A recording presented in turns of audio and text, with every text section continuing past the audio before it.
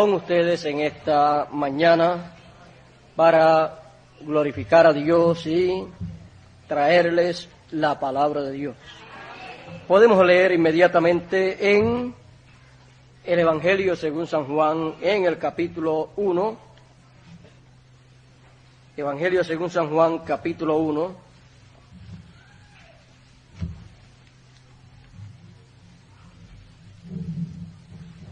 Leeremos del verso 47 en adelante.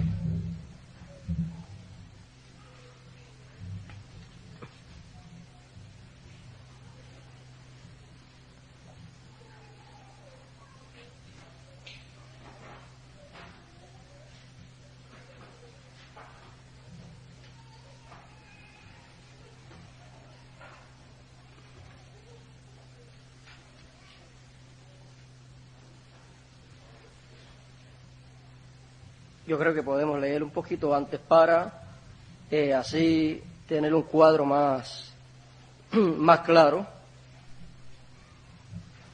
Vamos a comenzar en el verso 43.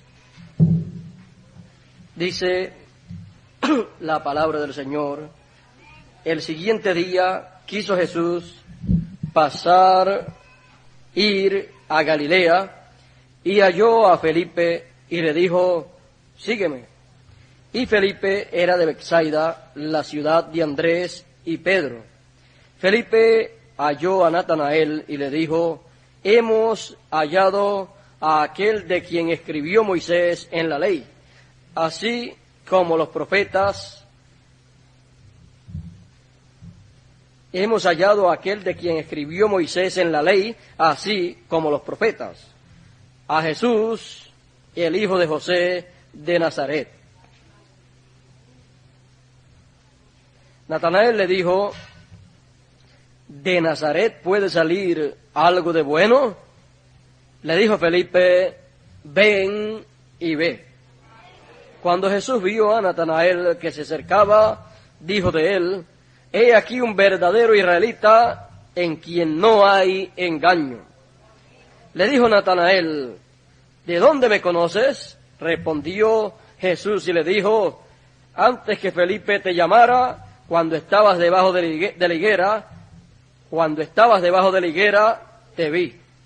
Respondió Natanael y le dijo: Rabí, tú eres el Hijo de Dios, tú eres el Rey de Israel. Respondió Jesús y le dijo: porque te dije, te vi debajo de la higuera, ¿crees?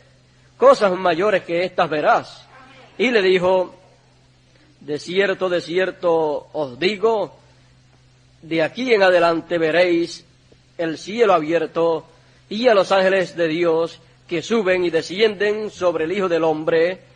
Y aquí vamos a concluir esta lectura de este capítulo. Luego pasaremos, yo creo que podemos pasar más adelante a otro lugar pero que muy importante. Así es que vamos a estar sentados y vamos a ver en nuestro tema. Nuestro tema será: he aquí un verdadero israelita. Un verdadero israelita. El apóstol San Pablo, hablándonos de lo que es un verdadero israelita, nos dice que no todos los que descienden de Israel son israelitas, sino que son israelitas aquellos que conforme al propósito divino son llamados. Nos dice: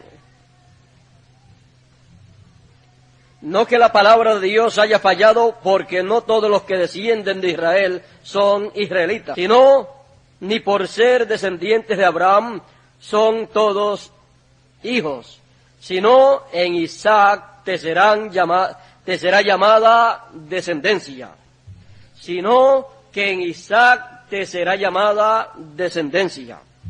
Esto es, no los que son hijos según la carne son los hijos de Dios, sino que los que son hijos según la promesa son contados como descendientes. Aquí podemos ver que la descendencia de Dios, está establecida que es conforme a la promesa divina. La descendencia de Dios es conforme a un plan divino.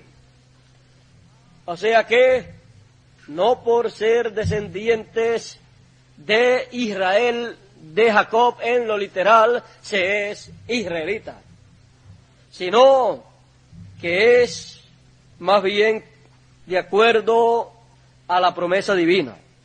Ahora, muchas personas no comprenden que Dios siempre está mostrando o tipificando en la tierra o reflejando en la tierra las cosas que hay en el cielo. Y con el pueblo de Israel, Dios ha estado mostrando las cosas que hay en el cielo con las cosas que Él le ha dado a ese pueblo.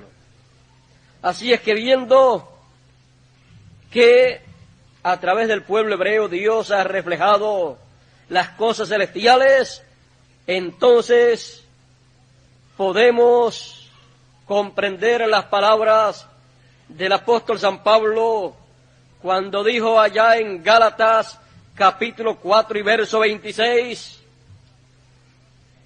dijo de la siguiente manera. Por ejemplo, aquí el apóstol Pablo nos muestra un sinnúmero de tipos y figuras que nosotros debemos comprender. Dice, hijitos míos, vamos a comenzar en el verso 19 del capítulo 4 de Gálatas, dice, hijitos míos, por quienes vuelvo a sufrir dolores de parto hasta que Cristo sea formado en vosotros. Quisiera estar con vosotros ahora mismo y cambiar de tono, pues estoy perplejo en cuanto a vosotros. Decidme los que queréis estar bajo la ley. ¿No habéis oído la ley?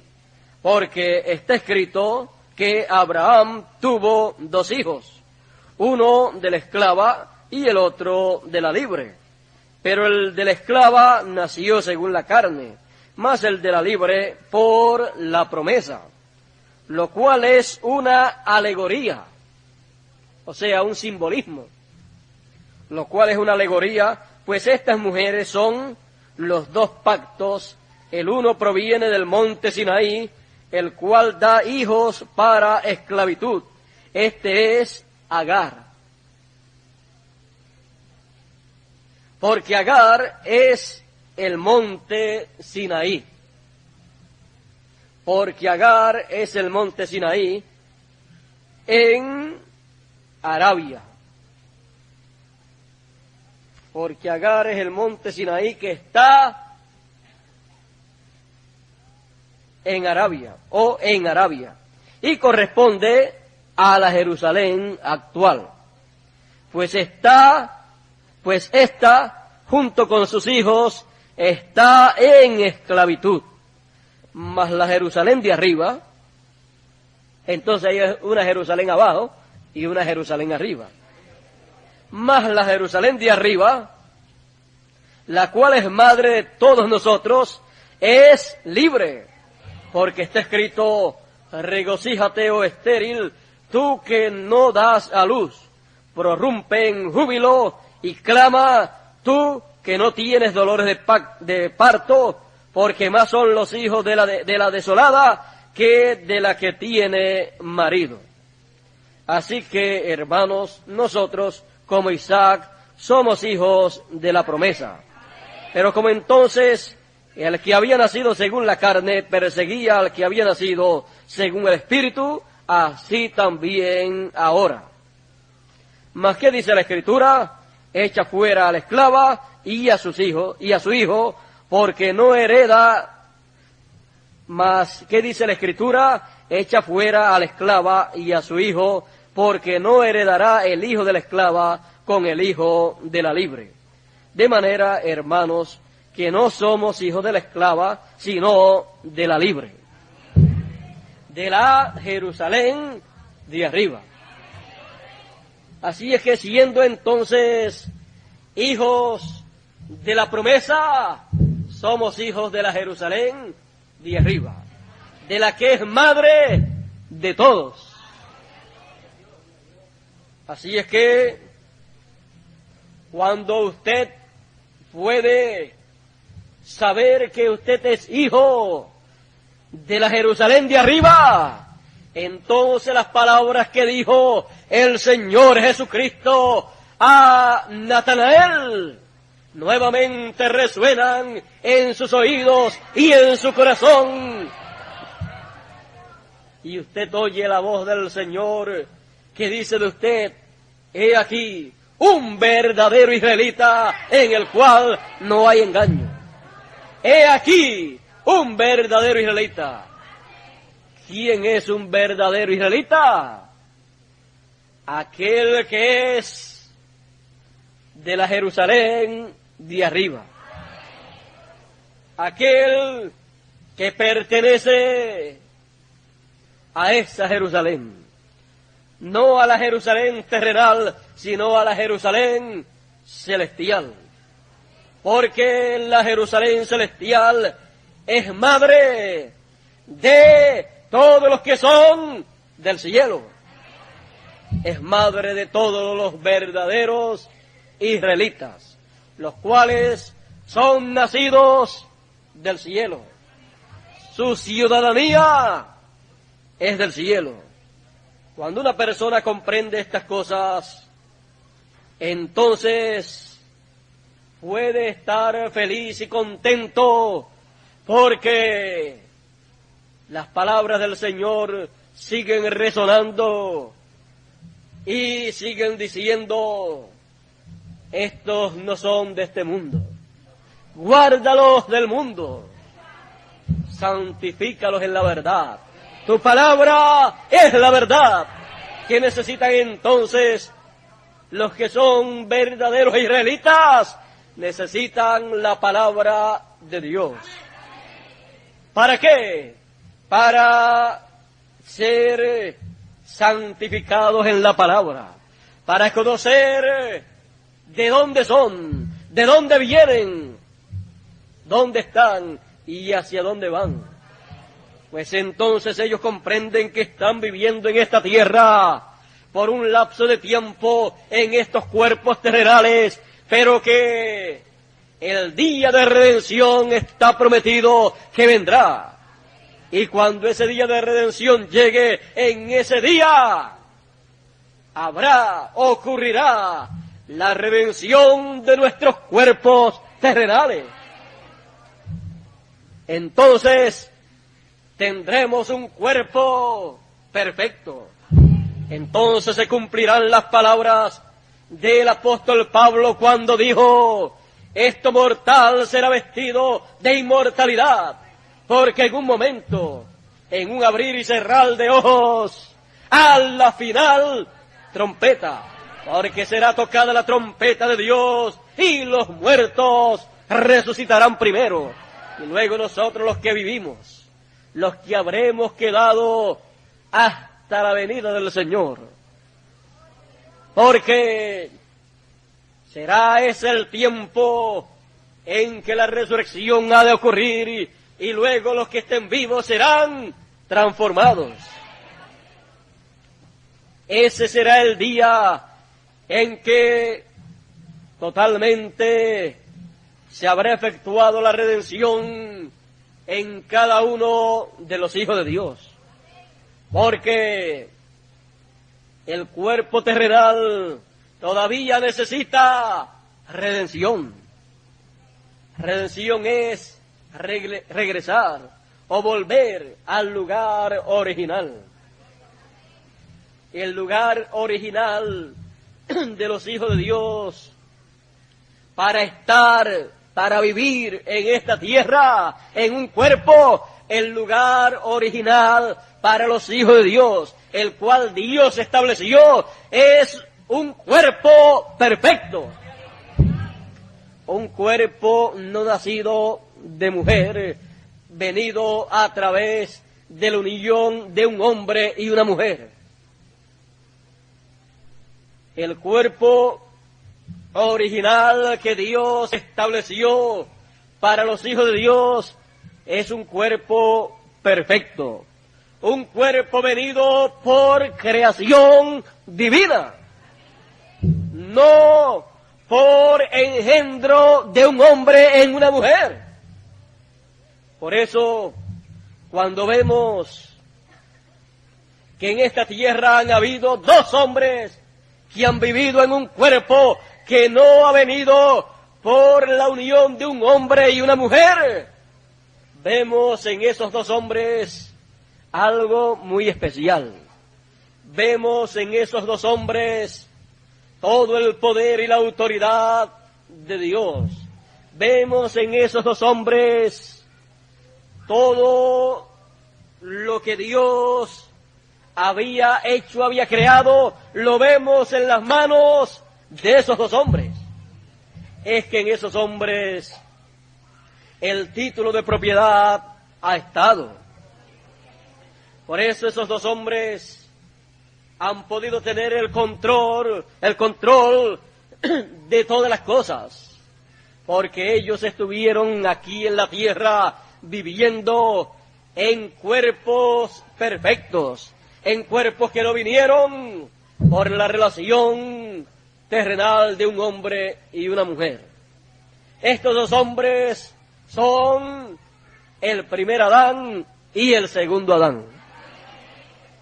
El primer Adán hace unos 6.000 años que estuvo aquí sobre la tierra, y el segundo Adán hace unos 2.000 años que estuvo aquí sobre la tierra en ese cuerpo.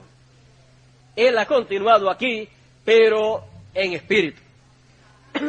Bueno, en esos dos hombres había tal autoridad, tal dominio, porque Dios le dio esa autoridad, ese dominio. Él los hizo gobernantes en la tierra. Por eso Dios le dio autoridad y poder para señorial, ser el Señor de toda la creación que Dios estableció aquí en la tierra. Adán tenía todo ese dominio. Adán le puso nombre a todos los animales, a todas las aves, a todo lo que Dios había hecho. Adán podía decirle a cualquiera de los animales, vete de aquí allá, él se iría. O le podía decir, ven tú acá, y él vendría. También le podía hablar a los árboles. Podía decirle, pásate de aquí allá, y él se pasaría. Podía hablarle a los montes, pásate de aquí allá, y él se pasaría. Porque Adán tenía fe y tenía el título de propiedad en su mano. Cuando hubo la caída en el Edén, allí ellos perdieron, Adán perdió todos los derechos a la vida eterna. Adán perdió todos los derechos que tenía también sobre toda la creación. De ahí en adelante entonces ya los animales del campo no estaban obligados a estar sujetos a él. La creación no estaba obligada a estar sujeta a Adán. Adán había perdido el control de toda la creación. Y el diablo se había apoderado de la creación. El diablo comenzó a usar todo lo que estaba creado y comenzó a pervertir toda la creación y hacerla funcionar a favor de los planes malignos. Por eso es que cualquier persona, cuando se metía o se mete en una selva, corre el peligro de que los animales salvajes se lo coman. Pero antes, en el principio, No fue así. Encontramos que después de esa caída, la raza humana estuvo vagando, esperando la redención. Dios envió a Jesús para llevar a cabo la redención. Él cumplió con los requisitos para la redención. Redención es regresar al lugar de origen. Y Dios quiere siempre que sus hijos regresen al lugar de origen. El Señor Jesucristo pagó el precio de la redención. De ahí en adelante encontramos que algo grande ha estado sucediendo. Jesucristo podía pagar el precio de la redención porque Él no vino a través de la unión de un hombre y una mujer. Él vino por creación divina. Por lo tanto, Él podía hacer esa labor. Por eso usted encuentra que Él podía hablarle a los animales del campo. Por ejemplo, tenemos el caso cuando Él estuvo allá ayunando por 40 días y 40 noches. Dice que habían allí fieras, pero que también habían ángeles de Dios. Y los ángeles le servían. Luego encontramos a través de toda la historia del ministerio del Señor en 3 años y medio que Él demostró que Él era un hombre perfecto, que Él había venido por creación, que su padre era Dios y no José. Por eso Él decía, mi padre. Él no decía, mi padre que está en la carpintería, o mi padre que está allá en la casa, allá en Nazaret, mi padre que está allá con María y mis demás hermanos. No, Él decía, mi padre que está en el cielo. Y por eso lo criticaban muchísimo, porque él, con esa expresión, pues entonces, él afirmaba que era hijo de Dios. O sea que su padre no era José, sino que era Dios. Y si era Dios, entonces los descendientes de una persona son igual a su padre. Los descendientes de Israel, según la carne, son israelitas. Los descendientes de un americano, pues son americanos también. Los descendientes de un venezolano, pues son venezolanos. Los descendientes de un colombiano, pues son colombianos.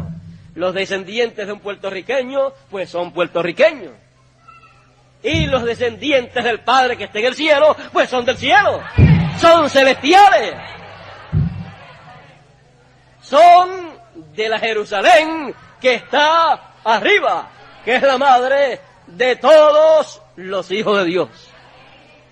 Y cuando Él hablaba esas cosas, le decían a Él, el problema contigo es que tú, siendo hombre, te haces Dios. Porque había dicho que era hijo de Dios. Entonces Jesús le dice, pero ¿no habéis leído en la Escritura? ¿No dice la Escritura que a los que vino la palabra de Dios, a los que fue hecha la palabra de Dios, Dios dijo, dioses sois? Y si dijo dioses, la palabra, la Escritura, no puede ser quebrantada. Así es que Jesús tenía una respuesta bíblica, una Escritura para cada cosa que le decían, con la cual querían combatirlo, querían desvirtuar lo que Él era, querían desvirtuar que Él era del cielo, que era hijo de Dios. Y Jesús sabía defenderse. Se defendía con la palabra. No hay enemigo que pueda resistir la palabra, porque la palabra es como espada de 2 filos. Así es que siendo como espada de dos filos, es el arma más poderosa que existe. Así es que lo que salía de la boca del Señor era una espada de dos filos. No una espada literal, sino una espada espiritual. Por eso usted encuentra que siempre venían a combatirlo a él, y lo que salía de la boca de él era la espada de dos filos.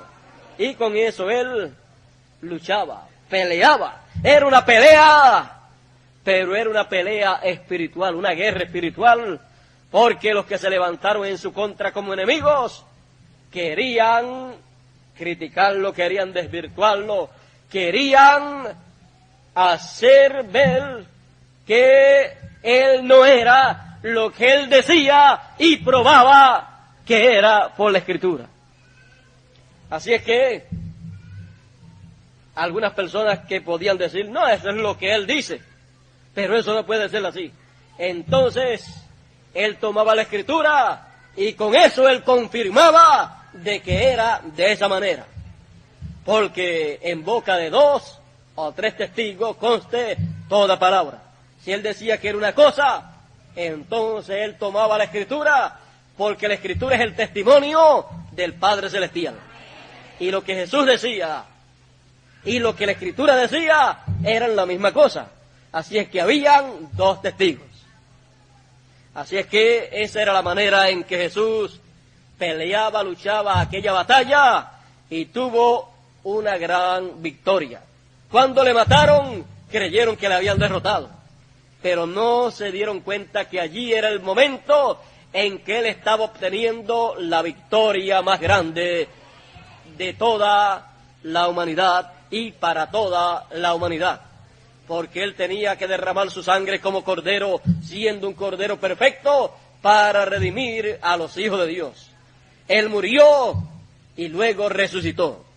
Luego de resucitar, ascendió al cielo. Él fue al templo del cielo y allí él llevó a cabo el sacrificio, o sea, colocó el sacrificio así como lo colocaba el sumo pontífice en el templo que estaba en Jerusalén. El sumo pontífice colocaba la sangre del sacrificio en el lugar santísimo. Eso era en el templo que estaba en la Jerusalén terrenal. Pero cuando el Señor Jesús ascendió, cuando llegó a la Jerusalén celestial y allí entró al templo, allí llevó a cabo la labor más importante que sería llevada a cabo en aquellos tiempos a favor de la raza humana. Él pudo hacerlo porque él era y él es sacerdote según el orden de Melquisedec. Así es que no se necesitaba un sacerdote según el orden de Aarón ni de Leví, sino según el orden de Melquisedec. Porque el orden de Melquisedec es el orden celestial. El orden de Leví y de Aarón es el orden terrenal. Para la Jerusalén terrenal y el templo terrenal. Pero para la Jerusalén celestial y el templo celestial está el orden de Melquisedec. Él como sacerdote según el orden de Melquisedec, sacerdote eterno, hizo esa gran labor. Y esa gran labor la hizo en favor de todos los verdaderos israelitas, de todos los hijos de Dios que aparecerían aquí en la tierra, pero que aparecerían llenos de problemas. Aparecerían aquí en la tierra en medio de los problemas de la raza humana. Pero él, el Señor, los libertaría. El Señor llevaría a cabo esa labor y los llamaría porque ellos son escogidos. Ellos son predestinados. Ellos son hijos de Dios, verdaderos israelitas. Y a los que predestinó también llamó. ¿Los llama cómo? por su mensaje para el tiempo en que ellos viven. En cada tiempo han habido hijos de Dios en la tierra y ha habido un mensaje de Dios para llamar a los hijos de Dios. Ahí se cumplen las palabras del Señor cuando dijo: mis ovejas oyen mi voz y me siguen, y yo las llamo por su nombre. Encontramos que a los que predestinó también llamó, y a los que llamó también justificó, y a los que justificó también glorificó. O sea, que todo el plan divino ya Él lo tiene diseñado, y Él en su mente, en sus planes, ya Él tiene todo lo que va a acontecer con sus hijos. Luego, eso lo que necesita es cumplirse o materializarse. Y dice la Escritura que Dios vela por su palabra para ponerla por obra. Así es que los pensamientos de Dios, luego que Él los ha hablado, luego que Él ha dado a conocer las cosas que Él va a hacer, las cuales ha dado a conocer proféticamente, luego Él se mueve a la escena terrenal en donde Él materializa todos sus planes y comienza a materializar, a encarnar, a cubrir de carne esos pensamientos, esos planes, esa profecía que fue hablada por los santos profetas. Por ejemplo, vamos a ver, para que tengan una idea más clara de lo que es un pensamiento de Dios, lo cual luego se convierte en una palabra hablada. Vamos a ver cómo después eso se cubre de materia, se materializa. Vamos a verlo. En una ocasión vamos a mirar en la mente divina. Estuvo el pensamiento divino de enviar un profeta precursor para la primera venida del Señor. Eso fue el pensamiento divino. Cuando Él planeó la primera venida del Señor, Él en sus planes estableció enviar un precursor. Luego, cuando Él dio a conocer esos planes, lo dio a conocer a través de sus profetas. Porque no hará nada el Señor sin que revele sus secretos a sus siervos, los profetas. Eso nos dice claramente que toda cosa, todos los planes que Dios tiene en su mente, Él los dará a conocer a sus profetas en el tiempo que Él quiera darlos a conocer. Así es que todo lo que Dios va a hacer, lo da a conocer. Y lo da a conocer a través de los profetas. A través de los profetas del pasado dio a conocer un sinnúmero de cosas. Así es que no es difícil conocer los planes de Dios. ¿Quién entendió la mente de Dios? ¿Quién le aconsejó a Él? Nadie conoce los pensamientos de Dios sino el Espíritu de Dios. Y el Espíritu de Dios es el que ha estado en los profetas. Así es que el Espíritu de Dios es el que le ha revelado a los profetas todos esos pensamientos divinos. Ahora veamos, luego que han sido revelados, han sido hablados, ya están en una segunda etapa. Luego la tercera etapa es la materialización. Toma un lapso de tiempo, así como tomó un lapso de tiempo desde que estuvo en la mente de Dios hasta que fueron hablados. Eso tomó miles o millones de años, pero el tiempo más corto es desde que es hablado ese pensamiento hasta que es cumplido. Encontramos que cuando ya han sido hablados, aunque la gente no lo entiendan, vean ustedes, en una ocasión, un pensamiento de Dios salió de la mente de Dios por el Espíritu de Dios, fue sacado ese pensamiento y fue colocado en el corazón, la mente y la boca de Isaías. Y allí Isaías, cuando sintió el Espíritu de Dios, sintió la inspiración para hablar, dijo: la voz de uno que clama en el desierto, aparejate al camino del Señor. Quizás él no entendió plenamente lo que estaba diciendo, la gente de su tiempo quizás no lo comprendió bien, pero no es en esa etapa en donde se comprende a toda su plenitud. Esa es la etapa que muchas personas malinterpretan.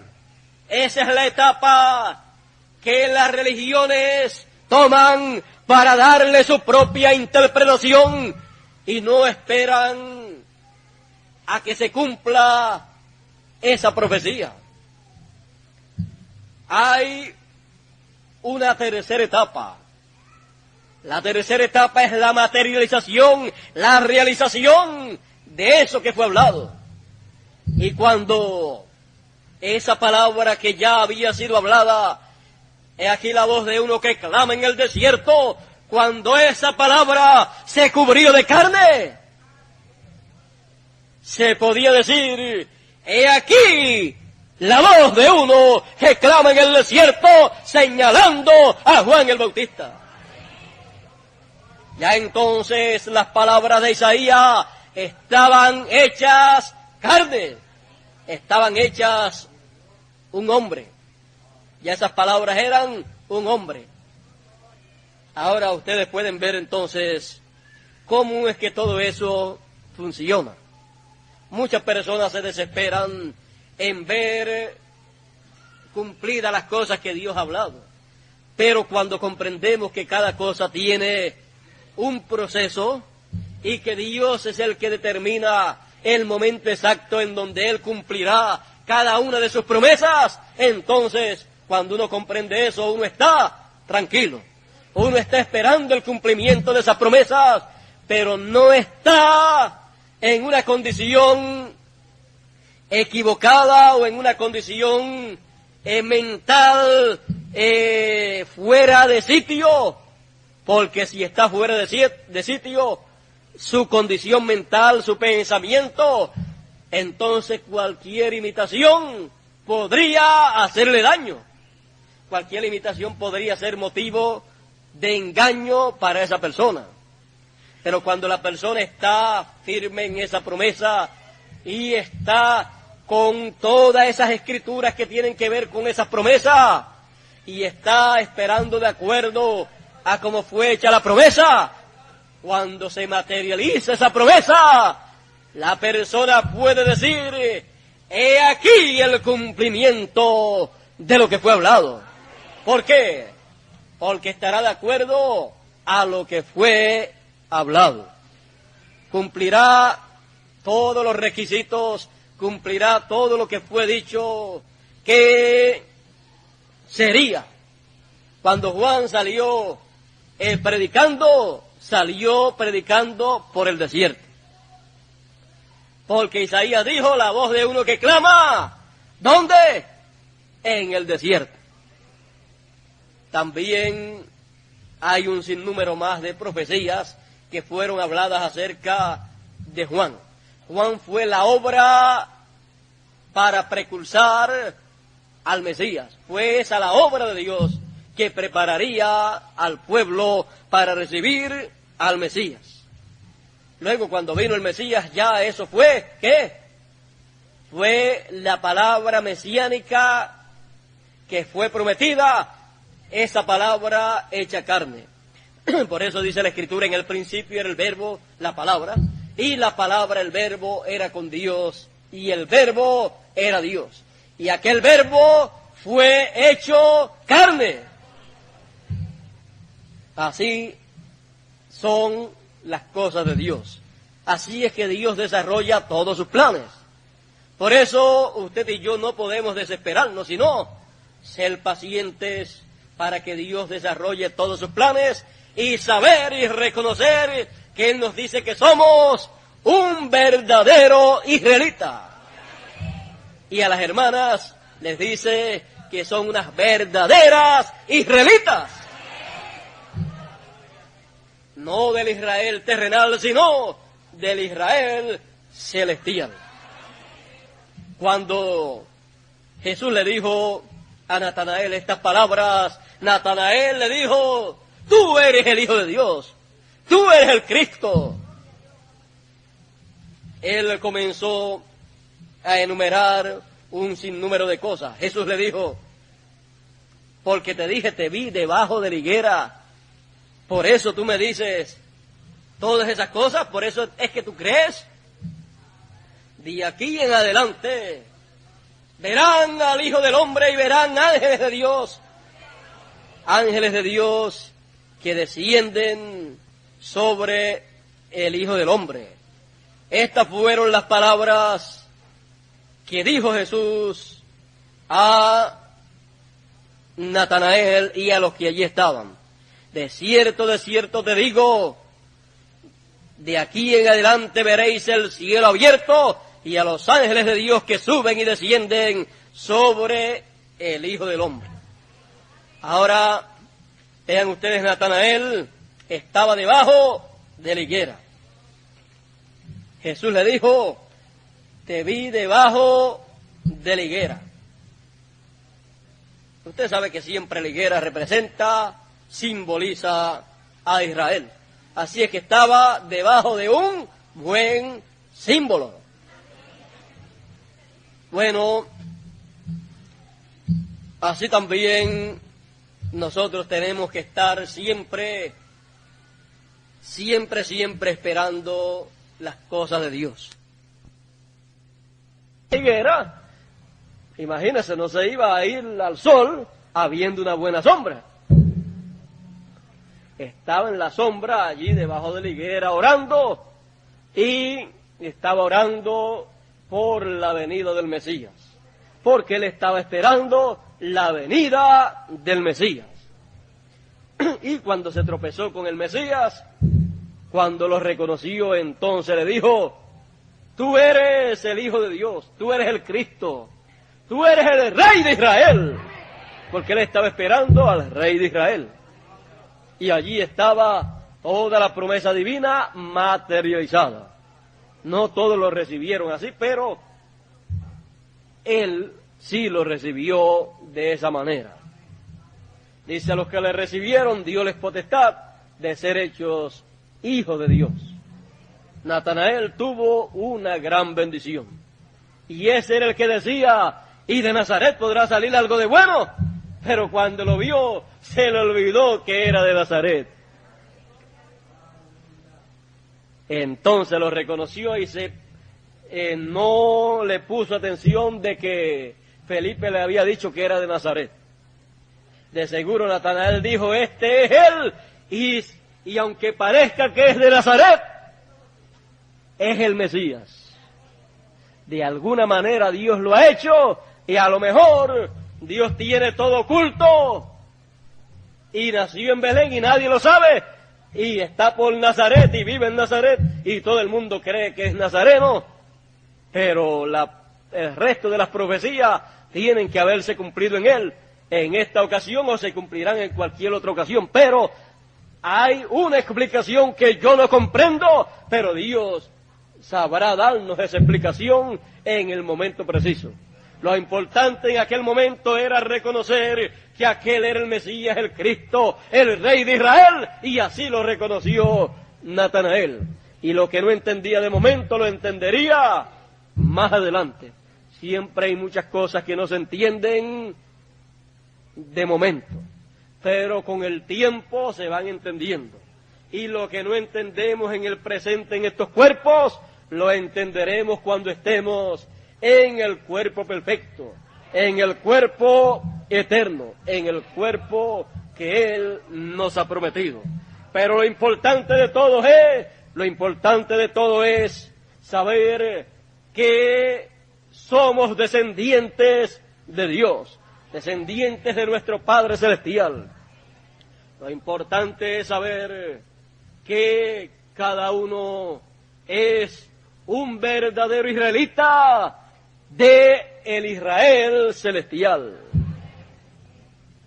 Es importante saber que es perteneciente, que es un ciudadano de Jerusalén, de la Jerusalén de arriba, de la Jerusalén de la cual y en la cual están todas las promesas de Dios.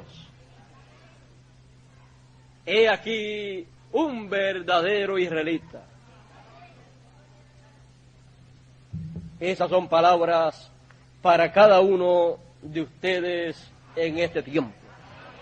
Así es que Él nos ve en este tiempo, tanto a ustedes hermanas como a ustedes hermanos. Las hermanas son verdaderas israelitas y los hermanos son verdaderos israelitas. Son del Israel celestial, del Israel de arriba. Lo que pasa es que el Israel terrenal representa al Israel celestial. La Jerusalén terrenal representa a la Jerusalén celestial. Y el templo terrenal representa al templo celestial. El sumo sacerdote terrenal representa al sumo sacerdote celestial según el orden de Melquisedec. Todas estas cosas son entendidas por ustedes porque son verdaderos israelitas. No tienen que haber nacido en Israel, en el Israel terrenal, para ser verdaderos israelitas. Sus padres no tienen que ser descendientes literales de Israel para ustedes ser verdaderos israelitas. Más bien tienen que haber nacido no en el Israel terrenal y en la Jerusalén celestial, sino, en la Jerusalén terrenal o en el Israel terrenal no tienen que haber nacido, sino en el Israel y la Jerusalén celestial. Porque el que nace allá, el que nace del cielo, pues pertenece al cielo, pertenece al Israel espiritual. Por eso es que el Apocalipsis nos habla tanto de grandes promesas para el Israel espiritual, para la Jerusalén espiritual y para todas estas cosas celestiales a las cuales usted tiene derecho, porque usted es un verdadero israelita. Tiene derecho a todas las bendiciones, a todas las promesas, a todos los beneficios de el Israel celestial. Porque ustedes son verdaderos israelitas. He aquí un verdadero israelita, sea hombre o sea mujer. Son verdaderos israelitas. He aquí un verdadero israelita.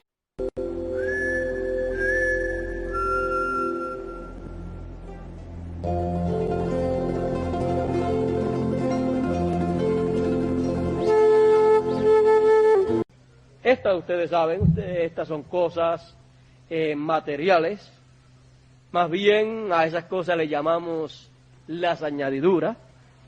Y como dice Bermúdez, todos los que no quieran las añadiduras, díganle a Dios orando que se las den a Él.